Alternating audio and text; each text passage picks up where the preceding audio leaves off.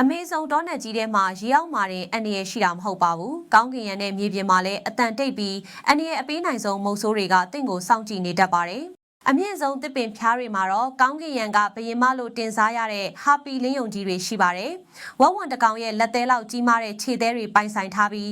တစ်ပင်ပေါ်ကမြောက်တွေနဲ့ပြင်းရင်ကောင်တွေကိုအမဲလိုက်တဲ့အခါအတောင်ပံခက်တန်လုံးဝမထွက်ဘဲလေထဲကနေအတန်တိတ်ထိုးဆင်းတိုက်ခိုက်နိုင်တဲ့အမခန်းစွမ်းရည်ရှိပါတယ်။မြေပြင်မှာဆိုရင်တော့အမေရိကတိုက်ရဲ့အကြီးဆုံးကြောင်မျိုးနွယ်ဝင်ဂျာဂွာကြားတစ်ကြီးတွေကစိုးမိုးထားပါတယ်။သူတို့ရဲ့အကိုက်ခံရမှုအားဟာ4500နျူတန်အထိရှိလို့ဦးကောင်းခွန်နဲ့အခွန်မာတွေကိုတောင်အလွယ်တကူဖောက်ထွင်းနိုင်ပါတယ်။တော်ရင်းမှာသာမကရေကူးလဲအရန်ကျွမ်းကျင်လို့ရေထဲကမိချောင်းတွေကိုတောင်ပြန်ပြီးအမဲလိုက်နိုင်စွမ်းရှိပါတယ်။ဒါပေမဲ့ဒီလိုအားကောင်းလာတဲ့ကြားတစ်ကြီးတွေတောင်အဝေးကနေရှောင်သွားရတဲ့အကောင်၄တကောင်ရှိပါတယ်။အဲ့ဒါကတော့9စင်တီမီတာလောက်ပဲအရွယ်ရှိတဲ့ရွှေရောင်ဖားလေး frog ပါ။တောက်ပတဲ့အယောင်ဆင်းရှိပေမဲ့သူ့ရဲ့အရေးပြားမှာလူရွယ်ရောက်ပြီးသား10ယောက်ကိုချက်ချင်းအသက်အန္တရာယ်ပေးနိုင်တဲ့အစိတ်တွေပါဝင်နေပါတယ်။မွေးတွေလိုကိုက်စရာမလိုပဲအသားချင်းထိမိယုံနဲ့တင်အသက်အန္တရာယ်ရှိနိုင်တာပါ။ဒီတောနက်ထဲမှာတနာရီကိုကီလိုမီတာ90နှုန်းနဲ့တစ်ပင်တစ်ပင်နဲ့တစ်ပင်လွှဲပြန်သွားလာနိုင်တဲ့ပင့်ကူမြောက်စပိုက်ဒါမန်ကီတွေရှိသလိုတရက်ကို38မီတာလောက်ပဲရွေ့ရပြီး